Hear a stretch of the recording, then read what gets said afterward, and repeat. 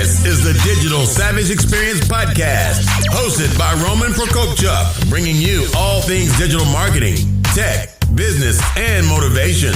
What's stopping you from becoming relentless in all aspects of life? Are you ready to become a digital savage? Let's get into today's episode.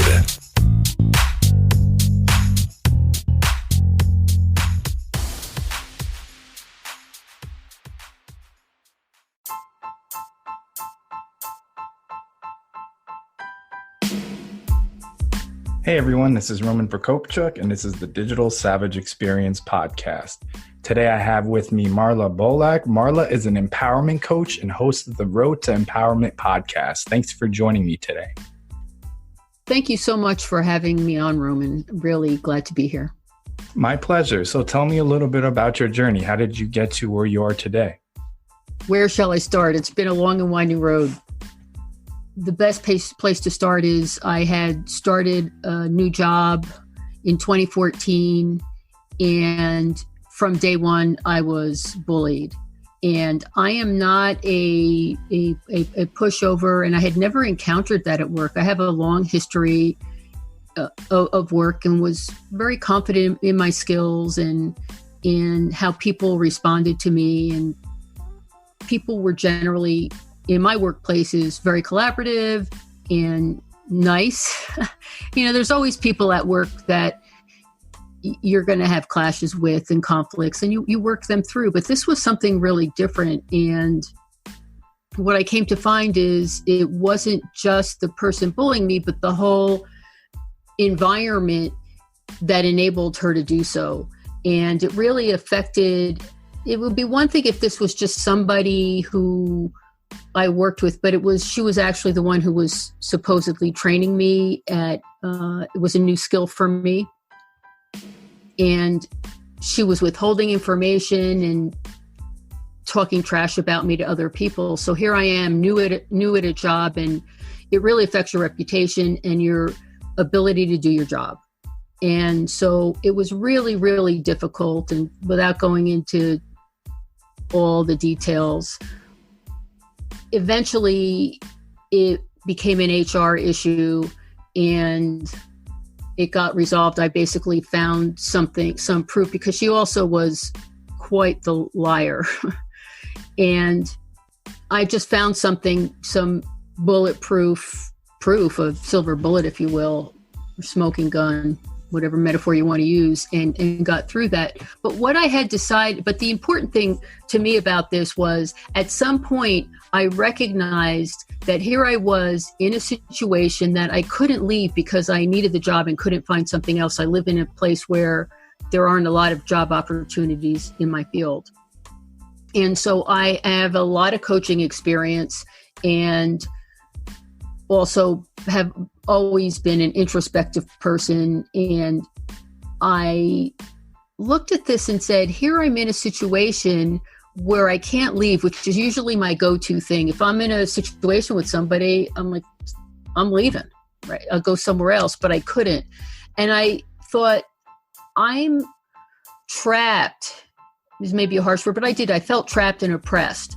I'm trapped in a situation where it's really triggering me, and to feel powerless and confused. I felt like I was in a Kafka novel. And I thought, I'm going to use this to release stored trauma, because I do think everything that happens to you happens for you. And so what's the opportunity in this situation? How am I going to use this for my own personal growth, personal healing, and just to move through it? And Roman, it was really hard, because normally, like I said, I would want to just leave. I can be very harsh, and sometimes I did blow up, which is never a good thing to do, especially in the workplace. But I was so frustrated and didn't know what to do, and this took a long time. But ultimately, I did use it. I released so much. I did come to a place where I'm so grateful for that experience. I didn't enjoy it. Quite the contrary. It was quite a hellish experience for a long time, but I don't think I would have been able to release what I needed to release and make the growth without that situation as the trigger. And so I decided that will be the focus of my coaching business, is how to move people from, because I'm all about empowerment anyway, but and that really your power comes from within, not from without. And that's how I dealt with it. I mean, of course I had to deal with the day-to-day situations that came up as a result of, being bullied and being my reputation maligned. And since it was from day one at this place, people really thought I was this person. And after actually it was resolved, people were like, "Oh, Marla, you're growing so much." I'm like, no, this is really my personality without being oppressed. It really affects you very deeply. And so I came out of it. I did grow. I mean, but in a different way than people saw from outside. And it was freeing. And so now I want to take that experience in that specific, you're in a situation where you feel you have no power, and I didn't. And I'm fairly assertive. Know myself fairly well. I was confident that I could do the job, but I wasn't able to do this job very well because of the circumstances. And yet I had a really hard time with this situation. And so I learned so much. I want to share that with other people. And the insight that challenges give you, if you look for them and take advantage of them, it can be quite profound. And so that's what I want to share with other people and help them so they don't have to it took me 2 years to go through this. And because I didn't understand and I didn't have the tools, and maybe I'm just a slow person, but I can help other people move through it a little bit more quickly. Yeah, I think the important things there is you took something that was obviously, traumatic and negative to you, and you took something out of it that helped you grow, because oftentimes people will come across those type of events and use it as a roadblock and then feel sorry for themselves. Why me? Why is, everybody against me? But taking something in a tough time and leveraging it and becoming stronger and growing as a person, I think is the key to taking anything out of a situation like that. Well, and thank you for that. Believe me, I did spend many times feeling upset, and I never really thought, why me? And that's just, for some reason, I never go there. Why not me? I mean, why wouldn't I be the person who this happened to or that happened to? Tragedies and terrible, much worse things than being bullied at work happen to people. And, it's not about, why am I so special that nothing bad would happen to me? So I didn't go there, but I did, it was depressing. I felt oppressed when I went in. So I went into work. I didn't know what was going to happen. And so I think that's what other people saw me, as somebody who was oppressed and afraid. And I think you have to go through, at least I went through stuff, but all the while thinking, I want to maintain the high road. I want to use this. And ultimately I did. Yeah, I agree. So what motivates you to succeed? Success is a funny thing. I don't really think in terms of success, I guess. And I guess it's context. I mean, for business, what motivates me is for just practical things is I need money to live. But I also want to make the world a better place. I mean, that sounds so goofy, I guess, but I do want to have a positive impact on people and help them. I mean, I'm not here to be the savior or anything, but if I can help someone, even just sometimes you smile at someone on the street and you don't know what they're going through, and that uplifts them. And you can see sometimes when you do smile at people, when it comes back, they're like, oh, someone smiled at me. And I think that, even those small things. So I just like connecting to people. And what I really, really like is when that light goes off in someone else's eyes because in this example, I smiled at them and a light goes off, or you help someone come to a realization. I love seeing light bulb moments in other people. So that motivates me a lot as well. No, that's great. I think it's important. Like you said, the smile, some of the littlest things go a long way. And one time I was on LinkedIn and somebody said something that was like somewhat suicidal, like, I'm going to do so-and-so because, I'm in debt or I have to go bankrupt. And I said, like, that's not the end of the world. Like, if you wake up tomorrow, you can always do something to get back to a point where you were or either surpass it.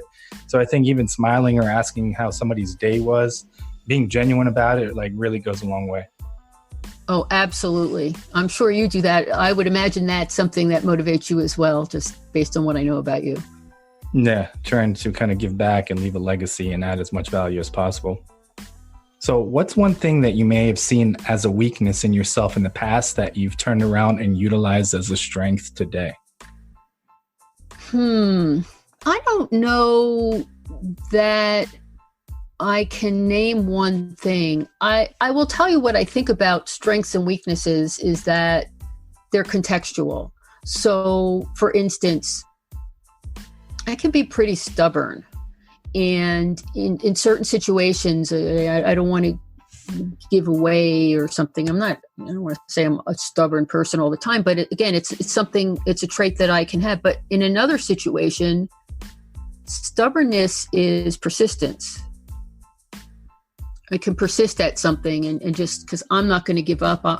This is something I want to do, something I want to make happen, and I'm going to do it.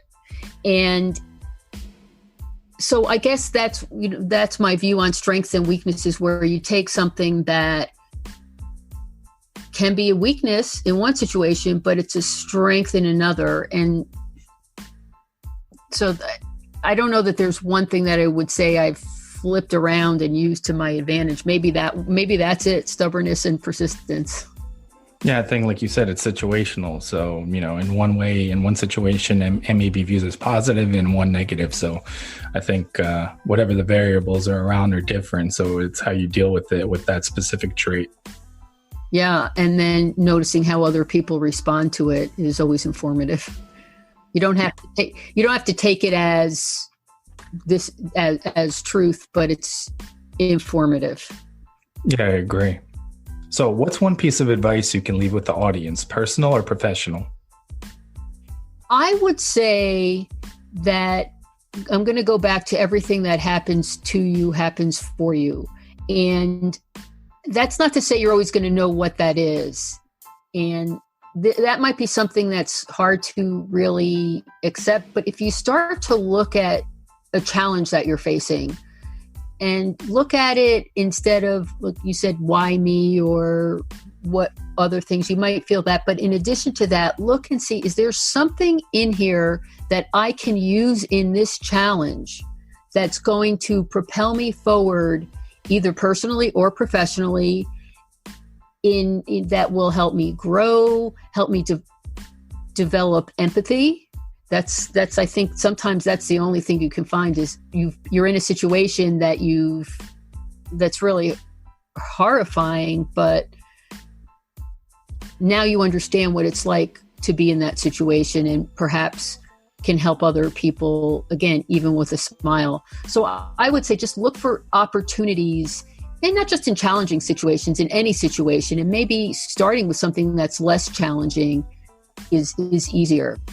But everything that happens to you happens for you. Yeah, I agree. And I think it's important to share your story and everyone to share a story because everybody's coming from different variables, a different upbringing. There's maybe one or two, if you think you can't impact someone, at least maybe one person went through the same thing that you went through. And maybe you think your story is, insignificant or doesn't, bear as much value as, I don't know, some, keynote speaker or motivational speaker. But if you touch one person, you change a life. I mean, that's what matters at the end of the day. I agree. And also, you look on social media and everyone's, so happy and everything is wonderful. No one's life is all wonderful and happy. And so I mean, some people have great lives, and that doesn't mean you can't have one as well. And to share honestly, and not necessarily on social media, I'm not one of these sharers I don't do pictures of food or, how I'm feeling today.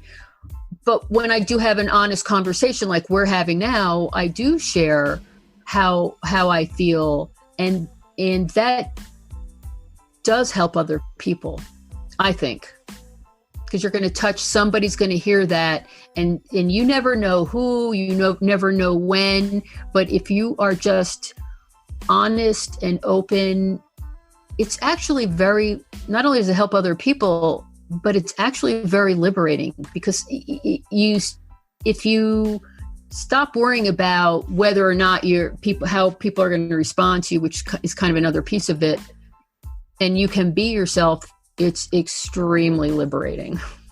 Yeah, I agree. And then also social media is kind of a highlight reel of your life. So when you see people having this perfect picture after picture using all these filters, that's not what they're necessarily going through in their everyday lives. So everybody struggles with something, and it's important to kind of run your own race and not look at other people, what they're doing or what they're not doing.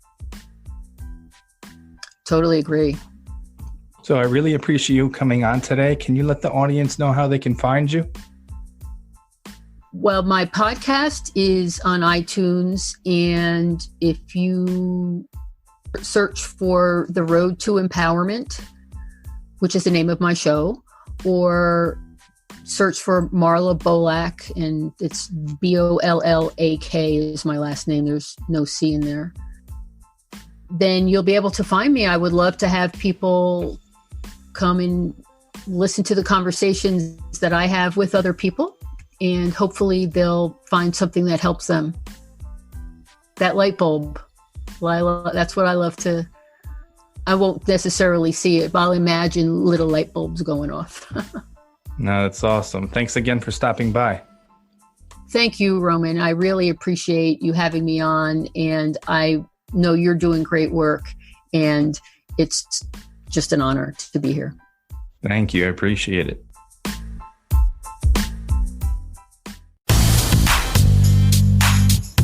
This podcast has been brought to you by Nova Zora Digital.